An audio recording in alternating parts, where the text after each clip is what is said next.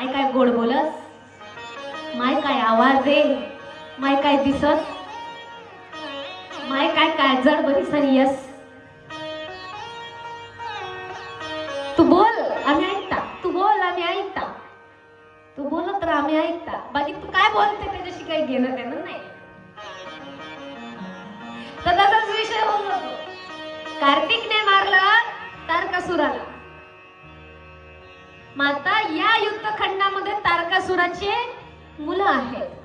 तारकासुराला होते 3 मुलं. ही कथा ब्रह्मदेव सांगता आहेत नारद मुनींना. तारकासुराला किती मुलं आहेत? 3 मुलं आहेत. त्या 3 मुलांचं नाव काय काय आहे? पहिल्याचं नाव आहे तारकाक्ष, दुसऱ्याचं नाव आहे विद्युन्माली आणि तिसऱ्याचं नाव आहे कमलाक्ष. असे 3 मुलं तारकासुराला होते. आता राक्षस म्हटलं की सगळे इतर वितर झालेले असतात, पण हे 3ही राक्षस पुत्र असून सुद्धा हे तिन्हीचे तिन्ही अनुशासन निर्माण करणारे होते, संयमी होते, कुठल्याही लोभात पडणारे नव्हते. त्यांचं एक चित्त होतं, सर्व आहार विहारांपासून दूर, सर्व भोगांपासून दूर असणारे होते. आणि आता ते ब्रह्मदेवाची तपश्चर्या करतात.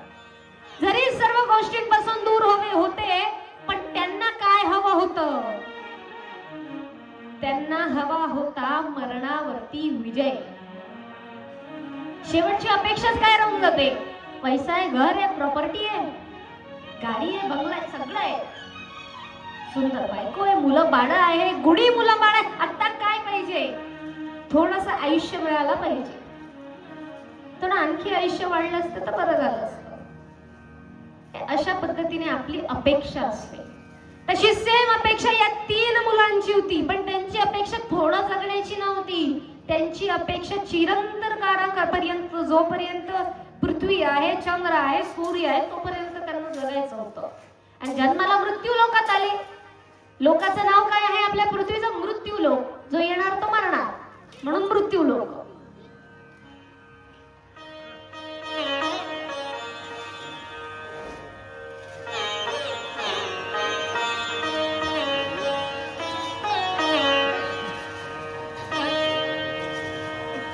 आणि मग काय, हे तिघचे तिघ गेले एका पर्वतावरती आणि तपश्चर्या करायला लागतात. जो तपश्चर्या करताय कुणी प्रसन्न होत नव्हतं, पण त्यांचं एवढं तेज निर्माण झालं, त्रिदेवातले सर्वचे सर्व देव चिंतित पडले की हे तिघचे तिघ एवढं सर्व भोगांपासून दूर होऊन कुठल्याही गोष्टींच्या आहारी न जाता, आसक्ती न करता हे भगवंतांची एवढं नामस्मरण करता आहे, एवढी तपस्या करताय. सर्वात अगोदर सर्व देव मंडळी जाते विष्णूकडे. भगवान विष्णूंना सांगतात त्यांची चिंता की यांनी जर अशी तपश्चर्या केली तर याच्यावर तोड काय. विष्णू भगवान सहित सगळेचे सगळे जातात महादेवांकडे. भगवान शिवाकडे येतात, शिवाकडे सांगतात. भगवान शिव म्हणतात असू द्या, त्यांचं कितीही तप वाढू द्या, त्यांना कितीही वर प्राप्त होऊ द्या, पण तुमच्यावरती संकट न येऊ देण्याची जिम्मेदारी माझी आहे. हे महादेवांनी शब्द दिला. त्या तिघांची तपश्चर्या सुरू झाली. शेवटी ब्रह्मदेवांना त्यांच्या तपश्चर्येचं फळ म्हणून तिथे प्रकट व्हावं लागलं. ब्रह्मदेव तिथे प्रकटतात आणि प्रकटल्यानंतर मात्र त्यांना विचारतात, मागा काय वर मागायचं आहे तुम्हाला. तिन्हीचे तिन्ही म्हणतात, आपल्या कृपेने आमच्याकडे सगळं काही आहे, परंतु आम्हाला कोणत्याही देव पराधीन करू शकणार नाही, हरवू शकणार नाही, त्यांच्या अधीन करू शकणार नाही, कोणीही धक्का सुद्धा पोहोचवू शकणार नाही. म्हणजेच आम्ही अजर अमर व्हावे एवढी आम्हाला तुम्ही वराची प्राप्ती करून द्या. ब्रह्मदेव म्हणतात, हे काय वर मागतोयस? माझ्यासारख्याला तर हे शक्यच नाही. भगवान विष्णू एवढं मनुष्याच्या जन्मामध्ये जात आहेत, त्यांना तर ते शक्यच नाही. जो जन्माला आला आहे त्याला मरण आहेच. तुझ्या ठिकाणी जन्माला आलेला आहेस त्याला मृत्यू लोक म्हणतात. तो जो मरण निश्चित आहे, तुम्ही तिघांचंही मरण निश्चित आहे. दुसरं काहीतरी असं वर मागा तुमच्या बुद्धीनुसार की जे मी देऊ शकेल, एखादी वस्तू, एखादं काही तुमचं रक्षण करण्यासाठी असं काहीतरी मागा, पण मरण तुमचं निश्चित आहे. तर अगोदरच म्हणाली मी ते तिघही अनुशासन करणारे जरी राक्षस होते तरी सुद्धा ते ज्ञानाने संपन्न होते. त्यांना समजलं की मृत्यू तर आपला निश्चित आहे, पण आता वर मागायचं तर आपण कसं वर मागायचं हे त्यांनी विचारलं, विनिमय केला एक दुसऱ्याशी. आणि चर्चा केल्यानंतर ते ठरवतात, ब्रह्मदेवा आम्हाला तिघांनाही 3 वेगळ्या वेगळ्या पुरी द्या. पुरी म्हणजे गव्हाची पुरी. पुरी म्हणजे 3 वेगळे वेगळे नगर द्या.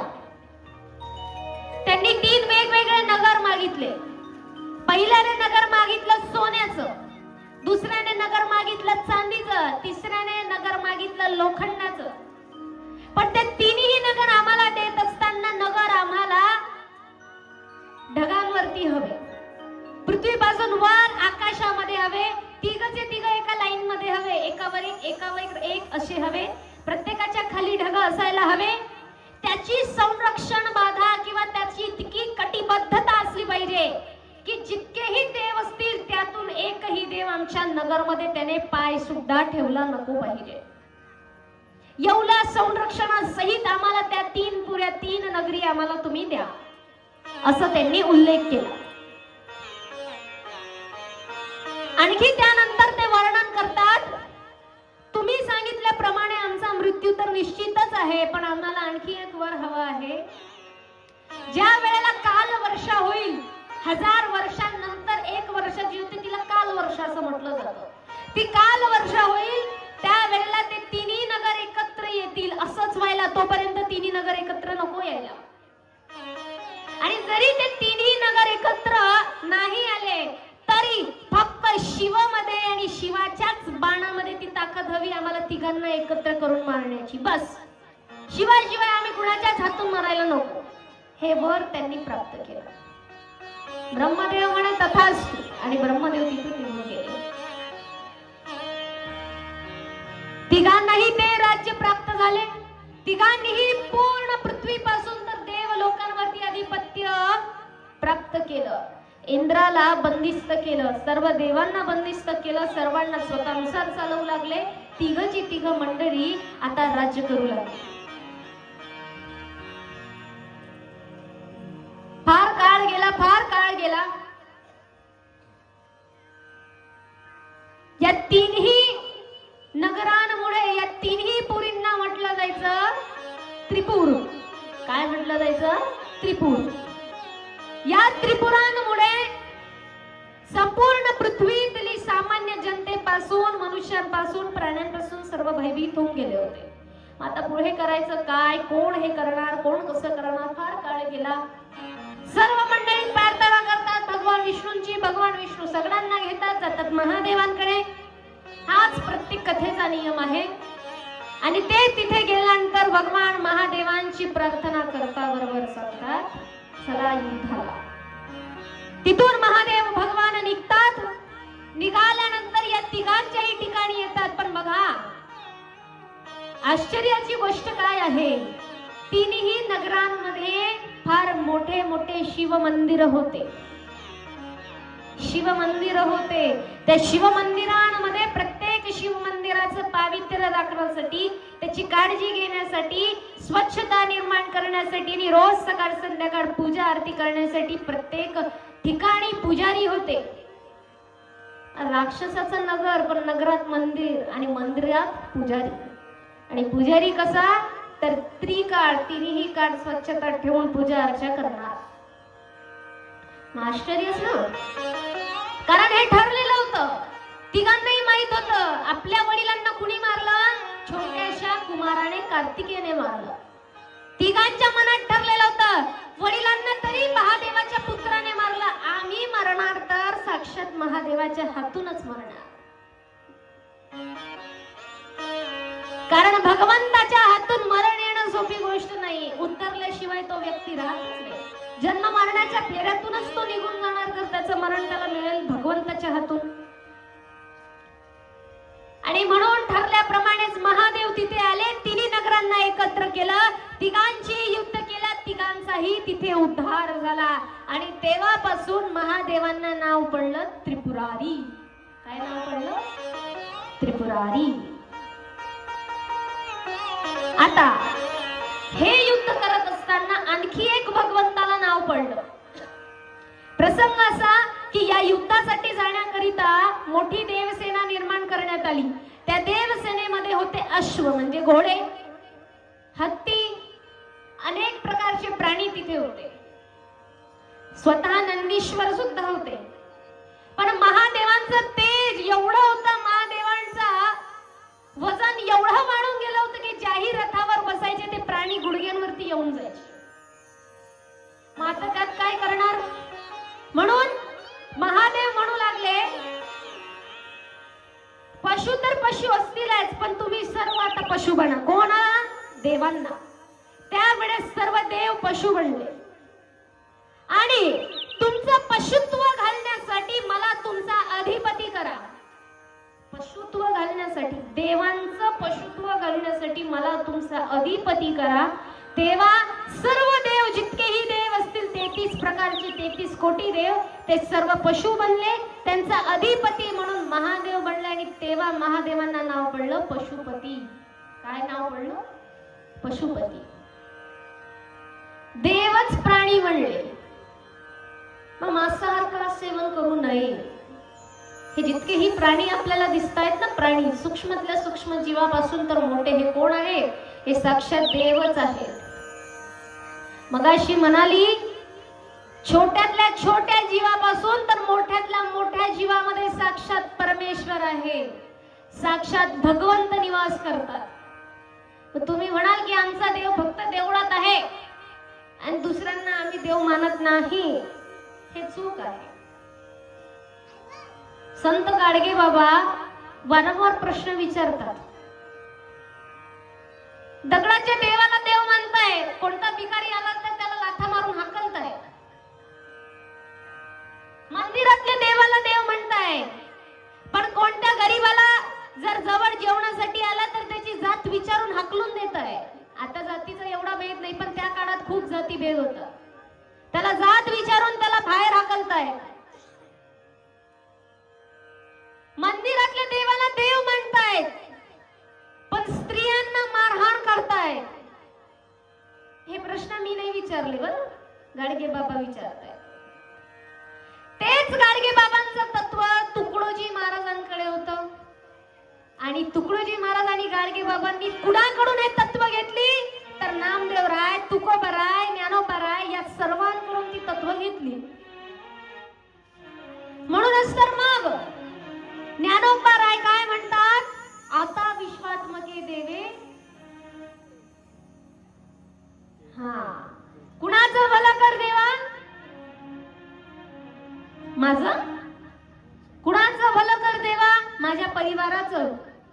कुणाचं भलं कर देवा? माझ्या जातीचं, माझ्या समाजाचं, माझ्या धर्माचं, माझ्या राज्याचं, माझ्या देशाचं, माझ्या गावाचं. आहा, हे देवा या संपूर्ण विश्वाचं भलं कर. आणि फक्त विश्वाचच नाही तर अणु रेणूतील छोट्यातल्या छोट्या जीवापासून तर मोठ्यातल्या मोठ्या जीवापर्यंत प्रत्येकाचं भलं कर. हे ज्ञानोबाराय प्रार्थना मागतात पसायदानातून. हे श्रेष्ठत्वता ज्ञानोबारायांच्या पसायदानाची आहे. का आहे पसायदान? ते स्वतःसाठी नाही, स्वतःच्या एका समाजासाठी नाही, एका ग्रुपसाठी नाही, जगातल्या फक्त मनुष्यासाठी नाही, त्या छोट्या किड्यापासून, मकोळ्यापासून, अदृश्य जीवांपासून तर मोठ्या मोठ्या असलेल्या जीवांपर्यंत प्रत्येकाचा उद्धार व्हावा, हीच ज्ञानोबारायांची इच्छा. जो जे वांछील तो ते लाभो. ज्याला जे जे हवंय ते सगळं दे देवा. ते काही शक्य नाही. एक जर म्हणाला मला ऐश्वर्या राय बायको म्हणून पाहिजे, अभिषेक बच्चन काय करीन? असं कुणाचंही कसंही स्वप्न नाही पूर्ण होणार. काय जागा करायची आहे का? पुढे पुढे करू. चला पुढे पुढे सरका, पुढे पुढे सरका, सरका सरका थोडं थोडं पुढे.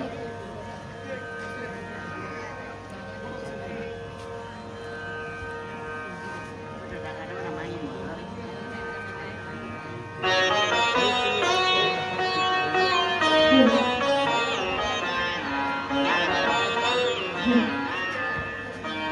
ज्ञानोबाराय म्हणतात प्रत्येक जीवाचा उद्धार कर. शिव म्हणतात प्रत्येक देव हा पशु बनला आहे. प्रत्येक पशु मध्येच देव आहे.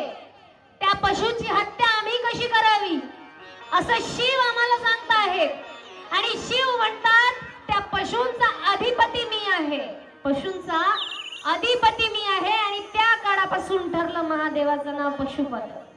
पशुपती पशुपतीनाथ भगवान की जय. त्रिपुरारी महाराज की जय. असे महादेवांचे हे 2 नाव ठरले.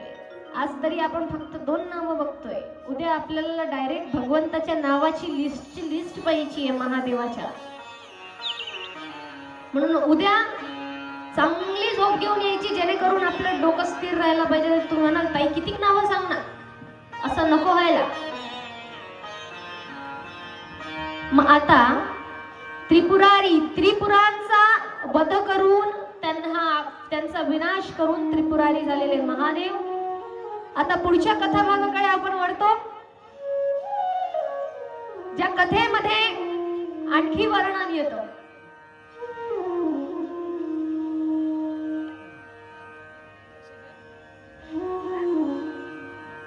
की महादेवांच्या सहाय्याने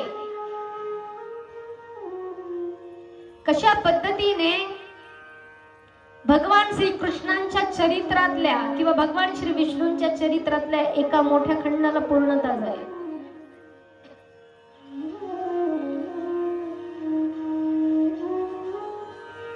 एका राज्यामध्ये यांचेच वंश जुळत जुळत जो राजा जन्माला येतो, जो राक्षस जन्माला येतो, त्याचं नाव ठरतं दंभ. काय? दंभ. तो दंभ खूप तपश्चर्या करतो. तपश्चर्या केल्यानंतर ब्रह्मदेवाची तिथे प्राप्ती होते. ब्रह्मदेव येतात आणि म्हणतात काय वर हवं आहे तुला? दंभ म्हणतो तुमच्या कृपेने सगळं काही आहे, सर्व आशीर्वाद आहे, परंतु पुत्र प्राप्ती नाही. मला असा पुत्र हवा आहे जो पूर्ण वेळ त्या भगवंताची नारायणाची आराधना करेल, परंतु तो सर्व देवांना स्वतःच्या अधीन ठेवेल. नारायणाची तर भक्ती करेलच, परंतु सर्व देवांना स्वतःच्या अधीन ठेवेल आणि त्यांचा मालक बनेल.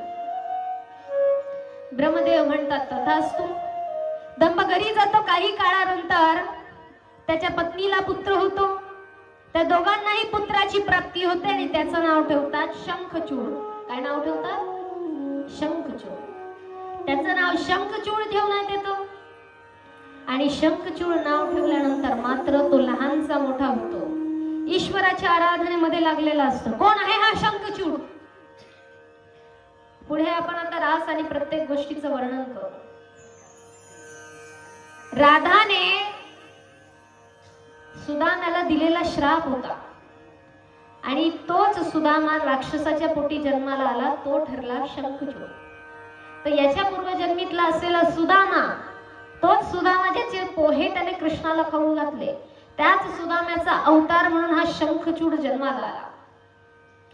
खूप भगवत पारायण असलेला, तपश्चर्या करणारा, अनेक वरांची प्राप्त होऊन याला गेलेलं होतं आणि लोकांवरती याने राज्य केलं. सर्व देवांना बंदिस्त केलं. देवांवरतीही राज्य करू लागला. शेवटी होता तो राक्षसच. सर्व देव कंटाळले आणि भगवान विष्णूंकडे गेले. तरी सुद्धा याला आणखी वराची प्राप्त झाली होती शंखचूडाला. भगवान विष्णूने अवतरित होऊन त्याला एक कवच आणि कुंडल दिलेली होती की कोणीही त्याचा विनाश करू शकणार नाही. शंखचूड निघतो. शंखचूडाला ब्रह्मदेव प्रकट होतात आणि म्हणतात की एक कन्या आहे जी या ठिकाणी आहे, त्या कन्येशी जाऊन तो विवाह कर, म्हणजे पुढचा कथा संपन्न होईल. ती कन्या त्या ठिकाणी बसलेली असते. ती कन्या दुसरी कोणीच नसून तिचं नाव असतं तुळशी. काय नाव असतं? तुळशी. ती तुळशी तिथे बसलेली असते, विराजमान असते. ती तिथे तप करत असते. शंखचूड तिथे जातो. त्यांच्यामध्ये संवाद सुरू होतो. तुळशी म्हणते आपण कोण आहात? आपण इथे का आले आहात? ब्रह्मदेवासारख्या मोठ्या मोठ्या देवांचा तप भंग झाला एका स्त्रीमुळे, म्हणून तुम्ही इथून चालते व्हा. माझ्या समोर थांबू नका. कुणालाही स्त्रीची मोहमाया आजपर्यंत समजली नाही. सर्वांना स्त्रियांनी मोहित केलं आहे, म्हणून तुम्ही इथून निघा. शंखचिड म्हणतो, मी मोहित होण्यासाठी नाही आलो, मला आदेश मिळालाय, मला तुझ्याशी विवाह करायचा आहे. तुळशी आणि शंखचूडाचा गांधर्व विवाह होतो. एक दुसऱ्याशी विवाह करतात आणि विवाह झाल्यानंतर मात्र तुळसी ही शंखचूडासोबत येते. तुळसी ही पतिव्रता, सत्यशील, प्रत्येक गोष्टीचं धारण करणारी सर्वात महान स्त्री होती. हिच्या पतिव्रत्यामुळे सुद्धा वर प्राप्त होतं शंखचूडाला. जोपर्यंत तुळशीच्या पतिव्रत्याला धक्का पोचणार नाही तोपर्यंत कुणी शंखचूडाचा वध करू शकणार नाही, शंखचूडाला मारू शकणार नाही. हेही वर प्राप्त झालं होतं. शंखचूडाने तिन्ही लोकांमध्ये स्वतःचं आधिपत्य गेलं. इंद्रलोक घाबरले, देवलोक घाबरले, देवलोक गेले महादेवाकडे. महादेवाला प्रार्थना केली, आमच्या सोबत चला भगवान विष्णूला मनवायला, कारण हा भगवान विष्णूचा निस्सीम असलेला भक्त आहे. महादेव जातात भगवान विष्णूंकडे आणि सांगतात, विनवण्या करतात. सर्व मंडळी जातात भगवान विष्णूंकडे विनवण्या करतात. त्यांची सर्वांनी एक नियोजनबद्ध शंखचूडाचा कार्यक्रम करण्यासाठी एक नियोजनबद्ध पद्धतीने रचना केली. महादेव घोषणा करतात की मी शंखचूडाशी युद्ध करणार. म्हणून महादेव ठरवतात की युद्ध करण्यासाठी देवसेनेसोबत निघायचं. वीरभद्राचा अवतार घेऊन महादेव शंखचूडाशी युद्ध करण्यासाठी निघतात. पण भगवान विष्णू आहेत मायावी. दोघी रूप धारण करतात. एक तर भक्ताला आशीर्वादही देतात, पण भक्ताला तारायचं सुद्धा आहे. कारण राधेने श्राप दिला होता, सुदामा तू राक्षसाच्या पोटी जन्माला येशील, पण राक्षसाच्या पोटी जन्माला येऊन भगवान विष्णू तुझा उद्धार करतील. त्या दिवशी तू मुक्त होशील आणि पुन्हा गोलोकाला येशील. मग आता सुदाम्याला म्हणजे शंखचूडाला मुक्त करायचं होतं. भगवान विष्णू एका वृत्त ब्राह्मणाचं रूप धारण करतात आणि येतात. कुणासमोर येतात? शंखचूडासमोर येतात. शंखचूड म्हणतात, काय ब्राह्मण बुवा, काय दान देऊ तुम्हाला? काही खायला हवंय, प्यायला हवंय, काय हवंय? वयोवृद्ध ब्राह्मणाच्या रूपामध्ये असणारे भगवान विष्णू शांत बसतात. शांत मनाने म्हणतात, मला काहीच नको, फक्त मला हे वर आणि कुंडल दे. असा शब्द बोलता बरोबर शंखचूड स्वतःच कवच आणि कुंडल काढून देतात आणि युद्धासाठी प्रस्थान करतात. महादेव आणि शंखचूडामध्ये इथे युद्ध चालू असतं. प्रत्येक क्षणाला प्रत्येक आघात होतो, पण शंखचूड काही मरेना. शंखचूडाचा खात्मा होतच नव्हता. याच्या मागे कारण काय? दुसरं कारण सांगितलं होतं, माता तुळशीचं पातिव्रत्य.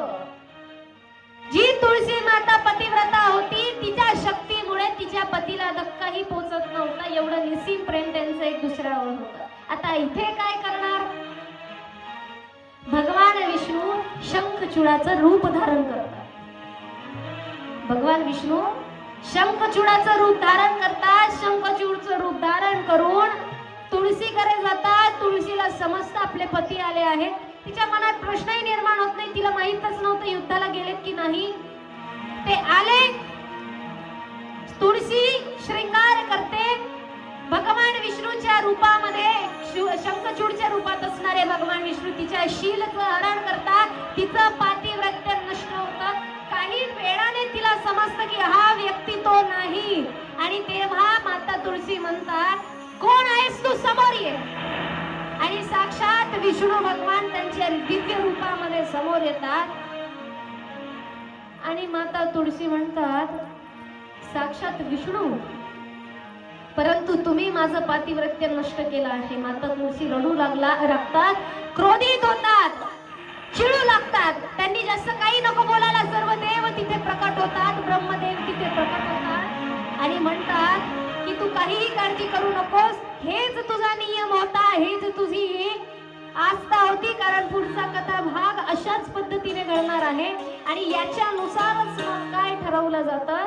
भगवान विष्णू म्हणतात की हे तुळशी, आता तू तुझ्या या देहाला त्यागून दे. तुझ्या या देहाला तू त्यागल्यानंतर तू गंडकी नावाची नदी होशील. गंडकी नावाची नदी झाल्यानंतर त्या नदीच्या स्वरूपातून तू तुळशी नावाचं वृक्ष बनशील. आणखी आता ब्रह्मदेव सांगत आहेत, तुळशी नावाचं वृक्ष तू बनल्यानंतर तुळशी नावाचा वृक्ष बनल्यानंतर तू कायम वैकुंठात निवास करशील. ज्याही ठिकाणी तू असशील तिथे साक्षात भगवान विष्णू राहतील. ज्याही ठिकाणी विष्णू असतील त्या ठिकाणी तू तुळशीच्या स्वरूपात कायम राहशील, असा आशीर्वाद ब्रह्मदेव तिला देतात. परंतु तुळशी क्रोधित असते आणि क्रोधामध्ये म्हणते, अरे विष्णू तू जरी भगवंत असलास तरी तू आत्ताच्या आत्ता शिळा बनशील, तू दगड बनशील. कारण तुझं हृदय दगडासारखं आहे. एका स्त्रीचं पातिव्रत्य तुझ्या मायेने तुने भ्रमित करण्याचा प्रयत्न केलाय. माझ्या पतीच्या प्रती असलेलं प्रेम तुने दूषित केलंय, म्हणून तू शिळा होशील, तू दगड होशील. काय लावता आपण लग्न? शालिग्राम आणि तुळशीचं. जिथे जिथे ही तुळशी असेल तिथे तिथे तो शालिग्राम मिळणार. आणि ज्या गंडकी नदीच्या ठिकाणी तिने अवतार घेतले त्या गंडकी नदीच्या ठिकाणी शालिग्राम असणार. आणि या लीलेमध्ये असणारे महादेव इथे ही लीला संपन्न होते. तुळशीचं पातिव्रत्य संपतं आणि इथे महादेव शंखचूडाचा उद्धार करतात. हर हर महादेव. इथे शंखचूडाचा उद्धार होऊन जातो. अशा पद्धतीचा कथाभाग येतो. आणखी पुढे हिरण्याक्षची कथा येते, जिथे भगवान विष्णू वराह अवतार घेतात, त्याचा खात्मा करतात. हिरण्यकश्यपूसाठी नरसिंह अवतार घेतात, त्याचाही खात्मा करतात. सुरुवातीलाच आपण राम अवताराची घोषणा पाहिली. जे दोन शिवाचे पार्षद होते त्यांना श्राप मिळाला, ते एक रावण कुंभकर्ण म्हणलं. रामाचंही चरित्र ते चालू असतं. आणि आता मुख्य कथा येते भगवान श्री कृष्णाची. कुणाची येते? भगवान श्रीकृष्णाची. कालच मी म्हणाली होती आपल्या आजच्या कथेमध्ये श्रीकृष्णाचा जन्मही आपण बघणार आहोत आणि महादेवांची काय काय लीला ठरली आहे ती थोडक्यात लीला आपण आजच्या भगवान श्रीकृष्णाच्या चरित्रात बघणार आहोत. तत्पूर्वी सर्व जितकेही राक्षस जन्माला आले, जितक्यांनी वर मागितलं, काय वर मागतात? राक्षसांकडे कोणत्या गोष्टीची कमी होती का? पैसा होता, सगळं काही होतं, परंतु त्यांना स्वस्थ जीवन हवं होतं. फार महान असे असलेले काही काही संत आहेत किंवा काही काही असे आहेत, अनेक धर्मांमध्ये आहेत, आपल्याही धर्मात आहे, आणखी इस्लाम धर्मात सुद्धा आहे. आशीर्वाद देताना हा आशीर्वाद नाही देत की तुम्हाला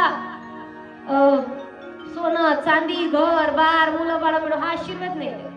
आशीर्वाद कशाचा देता? आनंद आणि स्वास्थ्य. एक तर तुमच्या जीवनामध्ये आनंद असला पाहिजे आणि दुसरी गोष्ट तुमच्या जीवनामध्ये तुमचं शरीर स्वस्थ असलं पाहिजे. ज्याचं शरीर स्वस्थ नाही त्याचं शरीर वाया गेलं असं समजा. जीवनच खराब आहे. 20व्या वर्षापर्यंत तुमचे दुःख दुःख नाही, 30 पर्यंत तुमचे दुःख दुःख नाही, 40-50 पर्यंत तुमचे दुःख दुःख नाही. ज्या दिवशी तुम्हाला तुमच्या शरीराची व्याधी लागली त्या दिवशी सगळे दुःख एका बाजूला आणि तुमच्या शरीराचे रोग एका बाजूला होतात. एवढं शरीर आपलं घातकी आहे. एक वेळेस पैसा नसला तर चालतो, पण शरीर स्वस्थ असणं आवश्यक आहे.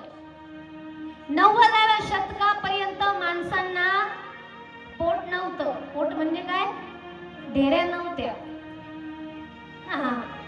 मी सांगते, आज कुणी बघा एवढी मोठी डेअरी, कुणी म्हणेल की हा माणूस खूप खातो म्हणून याला डेअरी आहे. नाही,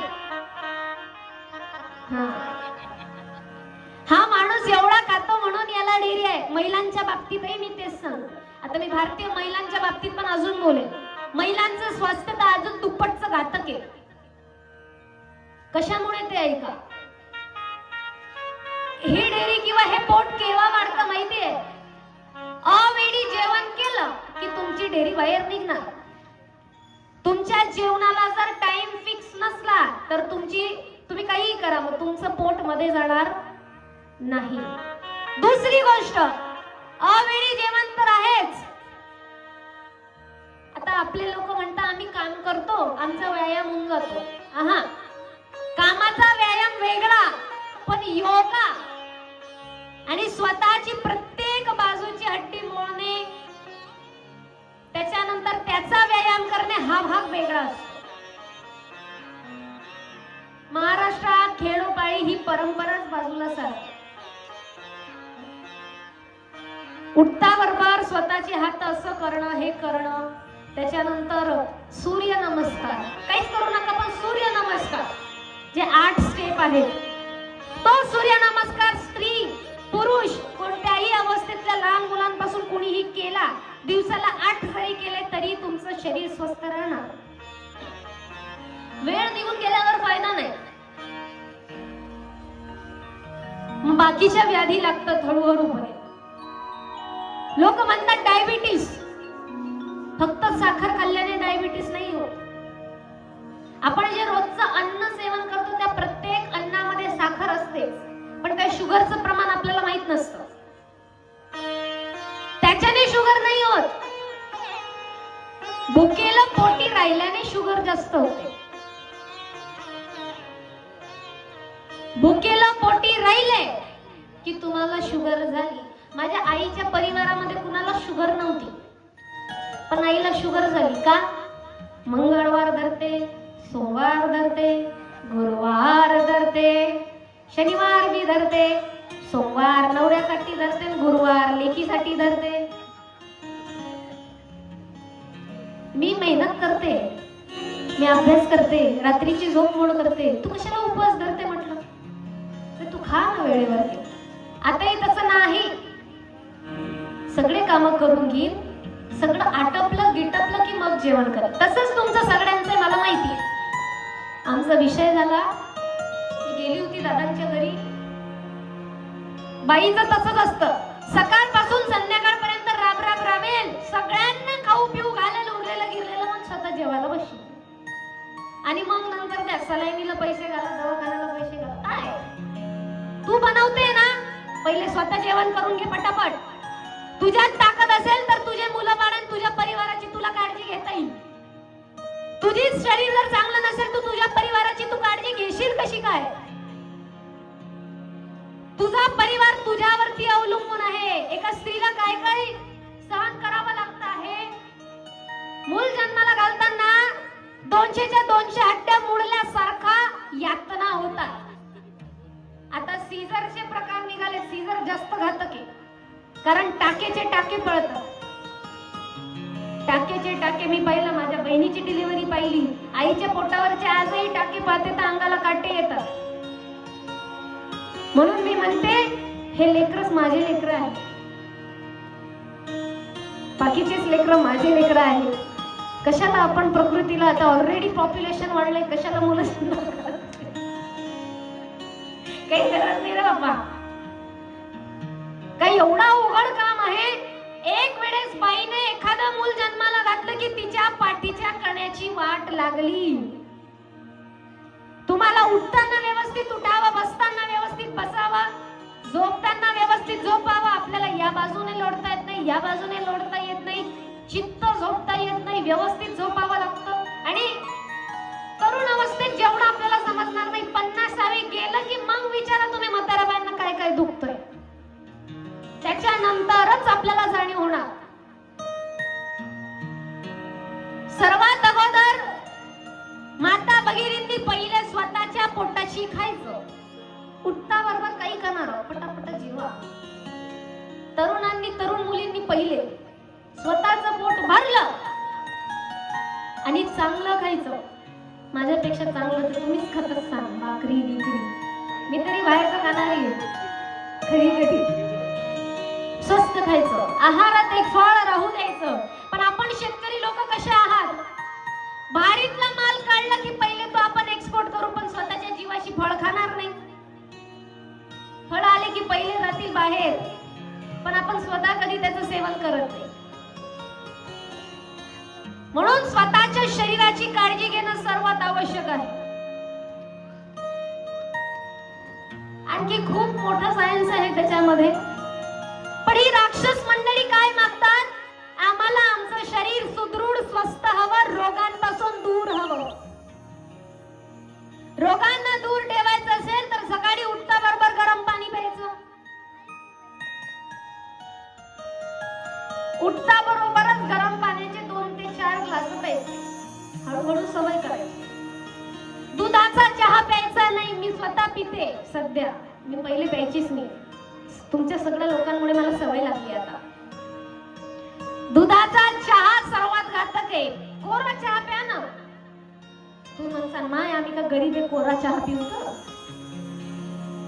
जो कोरा चहा पिल त्याचं शरीर सर्वात स्वस्त राहील. कोऱ्या चहामध्ये अद्रक टाका, वाटलं तर ओवा टाका. तू म्हणसाल काही सांगताय, पण एक वेळेस सर्च करून पहा. ओवा टाकायचा, थोडीशी शोप टाकायची, वाटलं तर दालचिनी असते ना आपली ती टाकायची, तो उकडायचा आणि कोरा चहा रोज सकाळी प्यायचा. कोरा चहा पिल्यापासून तुम्हाला खूप फरक जाणवते. दुधाचा चहा जितका होईल तितका टाळायचा. हा फक्त जास्त तलप लागलेली असेल की आता चव, त्यावेळेस संध्याकाळच्या वेळेला, सकाळी सकाळी साखरेचा पदार्थ खायचाच नाही. सकाळी उठल्याबरोबर साखरेचा पदार्थ सेवन करायचंच नाही. का सांगते?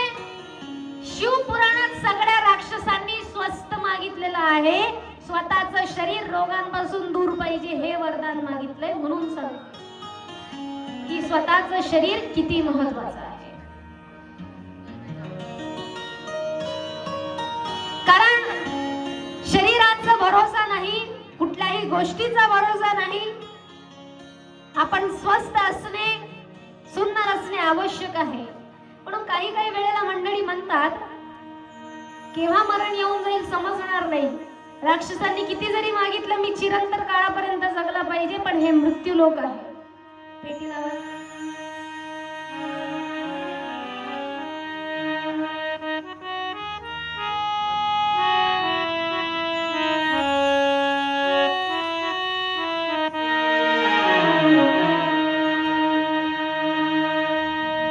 किती जरी आपण स्वतःला सुव्यवस्थित कसंही ठेवलं, कधी मरण येईल सांगता येत नाही. सोनं चांदी नाणे हे काहीच आपल्या सोबत येत नाही. संत चोखाराम महाराज म्हणतात, असोणी नसणे संसाराचे ठाई. काय म्हणतात चोखोबराय? संसार करावा, पण संसारात नसण्यासारखा संसार करावा. संसार करत असताना संसारात आसक्ती नसावी. सर्व कर्तव्यांचं पालन करायचं, पण आसक्ती नसावी. आणि मग काय? म्हणून म्हटलंय, हरी सज धज कर जिस दिन मौत की, सज धज कर जिस दिन मौत की, शहजादी आएगी, शहजादी आएगी, ना सोना काम आएगा, ना चांदी आएगी, ना सोना काम आएगा, ना चांदी आएगी. हाँ, टाकू शकता तुम्ही पाहुल्या. सज धज कर जिस दिन मौत की, शहजादी आएगी, शहजादी आएगी, ना सोना काम आएगा, ना चांदी आएगी.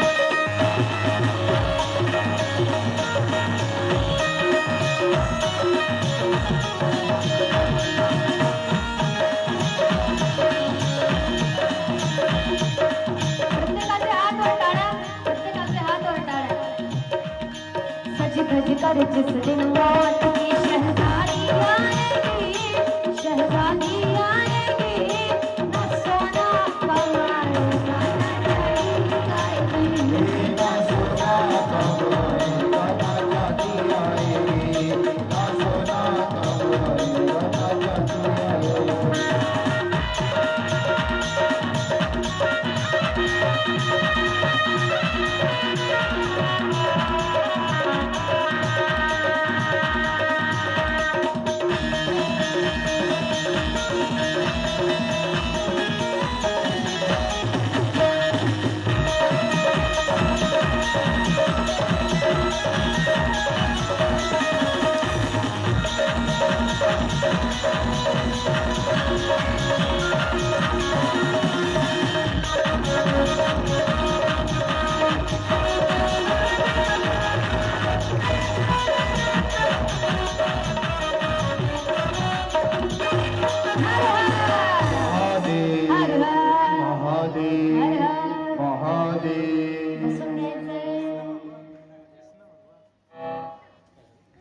आपले श्री कृष्ण भगवान यांचा आता विराजमान होणार आहे, त्यांचं अवतरण होणार आहे.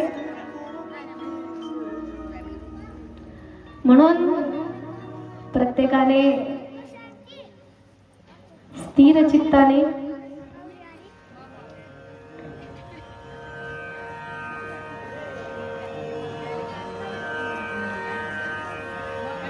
प्रभू श्री महादेव भगवान श्री कृष्णांच्या प्रत्येक अवतारामध्ये सहभागी असतात. ज्या वेळेला भगवान श्री कृष्ण यांच्या अवताराची घोषणा होते की तुझ्याच बहिणीचा जो 8वा पुत्र असेल एक कंसा तो तुला मारणार आहे, आणि ती घोषणा पूर्ण करण्यासाठी मात्र जी पुत्री जन्माला आली असते यशोदेकडे, त्या पुत्रीला घेऊन येण्यासाठी आणि या कृष्णाला यशोदेकडे सोडण्यासाठी मात्र भगवान वसुदेव निघाले असतात. आणि आता मात्र इथे भगवान श्री कृष्णांचं अवतरण झालं आहे. तो म्हणता माईसाहेब मला कमी नाचवता, आता नाचा, आता शेवटपर्यंत नाचा, कारण ईश्वराचं प्रागट्य झालं आहे आणि ईश्वराची संपूर्ण कथा इथून रासच्या स्वरूपापर्यंत आपण बघणार आहोत. आणि भगवान श्रीकृष्ण यांचं मात्र आगमन इथे आता होत आहे.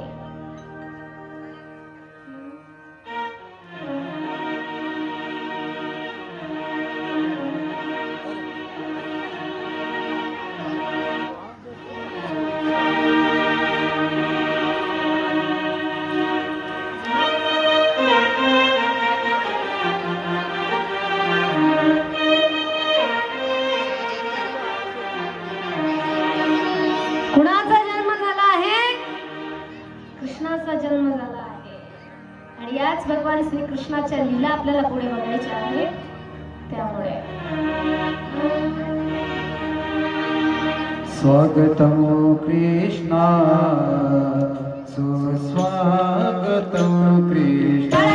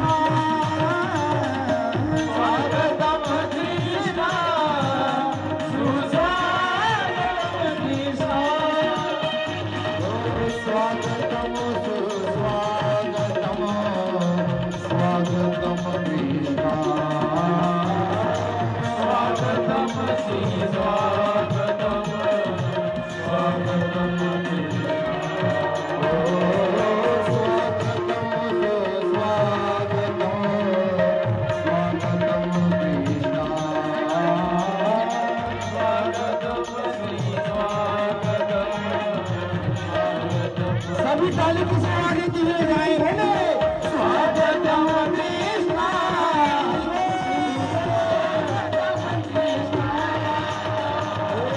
स्वागतम कृष्णा सुस्वागतम कृष्णा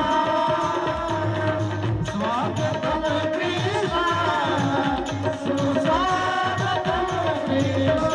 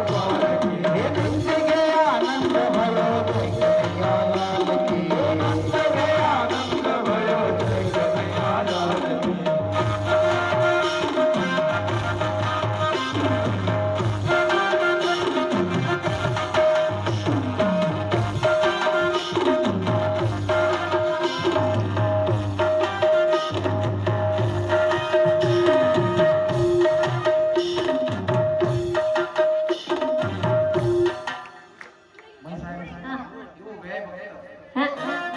कमाल करता आमच्या मजा नाही येत बरं असं बघितलं ना तुम्ही पावलं टाका बरं असं कधी सर उभं करा हे हाती दिनो घोडा दिनो और दिनो पाल